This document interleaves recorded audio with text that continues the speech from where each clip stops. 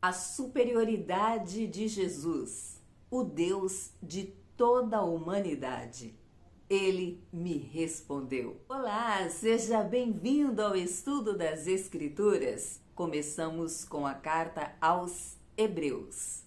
Aquela breve contextualização sobre ao que se refere a carta aos Hebreus, qual o destinatário, quem escreveu.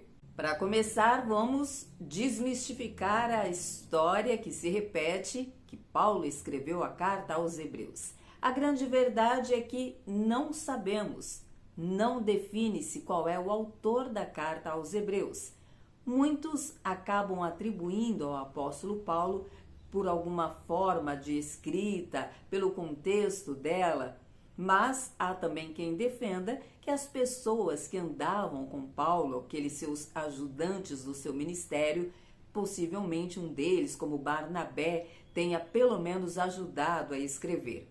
A grande verdade é que são pessoas que conheciam as leis, principalmente a Torá, porque a carta aos Hebreus do Novo Testamento é um dos livros que mais referencia o Antigo Testamento. O Antigo Testamento aponta para o Novo Testamento e toda a Bíblia é sobre Jesus. A carta aos Hebreus é uma carta que fala muito sobre Jesus. Aliás, é a isto que ela se propõe, a falar sobre a superioridade do Senhor Jesus. Nos 2 primeiros capítulos, ela está claramente falando sobre Jesus Cristo estar acima de tudo e de todos, inclusive dos anjos. Qual é o destinatário desta carta? É o povo judeu. Por isso, carta aos Hebreus, cristãos judeus. Outra intenção do autor, além de falar da superioridade de Jesus Cristo, é dizer, é mostrar que nele é concluído, nele é comprovado o amor de Deus. Jesus é o final, nele é revelado a profundidade do amor de Deus. A carta começa dizendo que no início, ou seja, lá no Antigo Testamento, no começo de tudo, Deus falava aos homens por intermédio dos profetas. E no segundo versículo, o autor de Hebreus já introduz a superioridade de Jesus e o privilégio daqueles que estão vivendo naquela época, que conheceram o Senhor Jesus, de agora ouvir a voz de Deus pelo intermédio do Filho.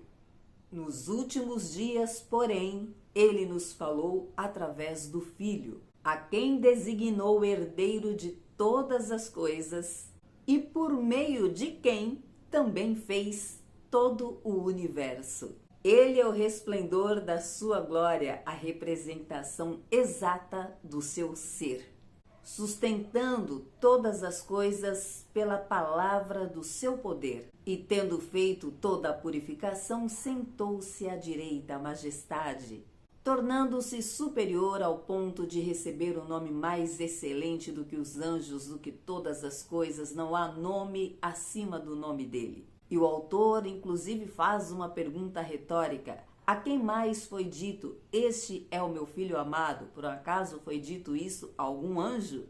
Mas, sobre o filho, ele diz: o teu trono, ó Deus, subiste pelos séculos dos séculos, e o cetro do teu reino é o cetro de equidade. E o autor da carta aos Hebreus, nesta intenção, neste objetivo de trazer àqueles irmãos a clareza, o entendimento do poder de Jesus, sobre quem é Jesus, o Filho de Deus, ele chama a atenção àquela igreja, aquele povo, para o temor. No capítulo 2 ele inicia dizendo: por isso é necessário que prestemos ainda mais atenção, que estejamos atentos às coisas que ouvimos agora para nunca nos desviarmos delas. Pois a palavra anunciada por meio de anjos permaneceu. O autor continua: a palavra anunciada por meio de anjos permaneceu firme e todos aqueles receberam a justa punição, os que desobedeceram. Ouviram a palavra lá através dos profetas, como estamos acompanhando no livro do profeta Jeremias, e desobedeceram e receberam a justa punição. Então, Questiona o autor aos Hebreus: como escaparemos se desconsiderarmos tão grande salvação? Esta salvação, anunciada primeiramente pelo Senhor, foi depois confirmada por nós que ouvimos. E o texto de hoje encerra falando dos feitos, sinais e dons espirituais que Deus distribuiu, segundo a vontade dele. São 13 capítulos da carta aos Hebreus para você aprender muito, muito sobre Jesus Cristo, o Filho de Deus. Vamos aprender juntos. E por falar em profetas, vamos ao livro do profeta Jeremias. O texto de hoje começa falando da prisão de Jeremias, do tempo em que Jeremias esteve preso, porque o rei Zedequias mandou prendê-lo em razão das profecias que Jeremias levou àquele povo. Zedequias então fala por que Jeremias falou todas aquelas coisas. E o que foi que Jeremias falou? Sobre o exílio, sobre o que os esperava e que de fato aconteceu. Zedequias não quis ouvir, foi um dos que fez a escolha de não se submeter e culpou Jeremias e por isso o aprisionou. Dentro deste contexto, Deus manda Jeremias comprar uma terra, comprar um campo em Ananote. Jeremias obedeceu à voz de Deus, fez essa compra, chamou testemunhas, fez uma cópia, inclusive, da escritura, chamou Baruque, que foi testemunha, e Baruque foi o responsável por escrever os textos do livro do profeta Jeremias, e Deus mandou que Jeremias guardasse aquelas escrituras em um vaso de barro para que durasse por muito tempo, que fosse preservada. Jeremias então faz uma oração muito sincera. Na oração de Jeremias, ele conta para Deus tudo o que Deus já sabe. O relato desta oração é mostrando ao Senhor, como que lembrando ao Senhor tudo o que ele, Deus, disse através do próprio Jeremias que faria com o seu povo.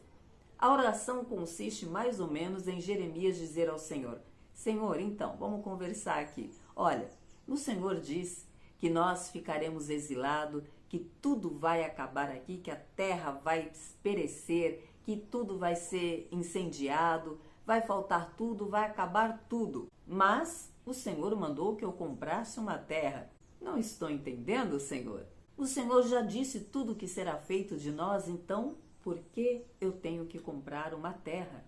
Veja que Jeremias primeiro comprou, primeiro obedeceu e depois ele foi perguntar ao Senhor o que isso significa. Depois de relatar tudo o que Deus disse que faria contra o seu povo, ele insiste na pergunta: Senhor, o Senhor disse que vai fazer tudo isso aqui, tudo vai acabar. Contudo, o Senhor disse para eu comprar uma terra, mandou que eu chamasse testemunhas, embora a cidade já esteja entregue nas mãos dos babilônios. Ou seja, o Senhor mandou que Jeremias comprasse uma terra num lugar que já não pertencia a eles. Eles já estavam cativos na Babilônia. Fazia ainda menos sentido para Jeremias.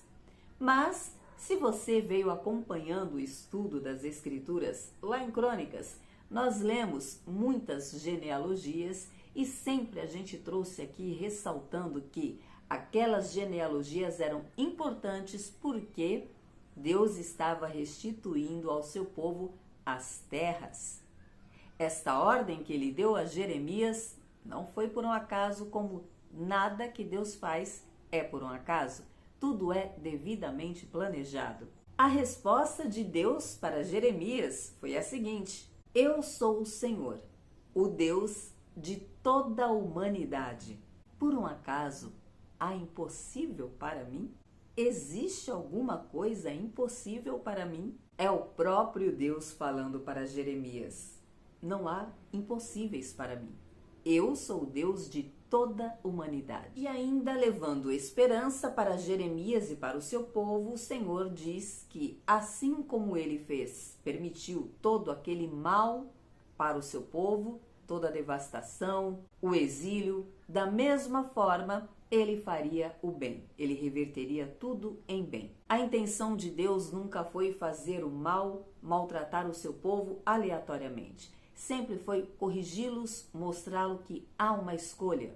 E a escolha é amar a Deus acima de todas as coisas, entender que Ele sabe o que faz. Ele é o Deus de toda a humanidade, Ele tem tudo sob controle. É preciso escolher andar no caminho de Deus e tudo correrá bem. Mas aquele que faz a escolha por se afastar do caminho de Deus sofre as consequências. E Deus simplesmente permite que aconteça. Mas em todo tempo Deus é amor. Ele permanece sendo amor mesmo quando se ira contra o seu povo. E por isso Ele restaura, Ele cura as feridas, como disse no texto de hoje.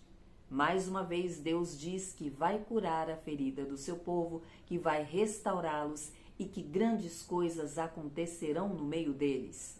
Deus diz que vai mudar o destino do seu povo. E ainda falando a Jeremias, ele diz: clama a mim e responder-te-ei, e anunciar-te-ei coisas grandes e firmes. Algumas versões diz ocultas, outras diz escondidas ou desconhecidas. Clama a mim e responder-te-ei e anunciar-te-ei coisas grandes e desconhecidas que não sabes. Eu curarei as suas feridas. Permaneçam, acreditem. Deus é fiel. O que Ele promete, Ele cumpre. Vamos aos Salmos. Chegamos no Salmos 120. O salmo que começa dizendo: clamei ao Senhor na minha angústia e Ele me respondeu.